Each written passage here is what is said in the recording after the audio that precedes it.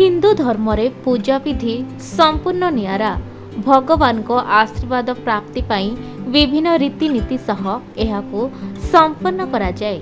एथिपाई अनेक शुभ जिनिसर आवश्यकता होइथाय, जेपरि जल, फूल, दीप, आसन, अक्षत, कलश, प्रसाद इत्यादि।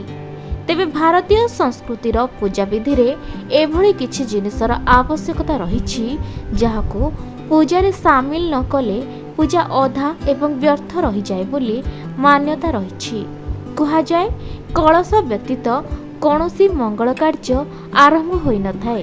तेणु आज आमे आपण मानकु जणाइबु पूजारे कलशर महत्वपूर्ण विषय।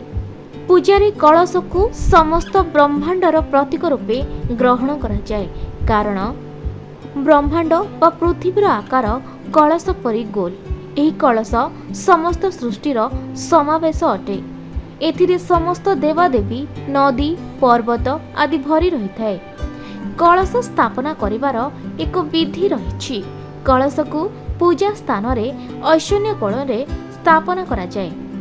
साधारणतः तंभा किंबा पीतल पात्र को कलश रूपे व्यवहार करा जाय थाए। जदि यह उपलब्ध न हुए ताहेले आपण माटीर पात्र मध्य व्यवहार करि परिबे।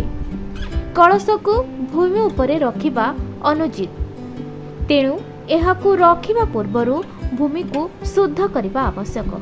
अरुआ चाउल किंबा धड़ा धान उपरे कलश को मध्य गणेशक प्रतिरूप भावे विवेचना करा जाए।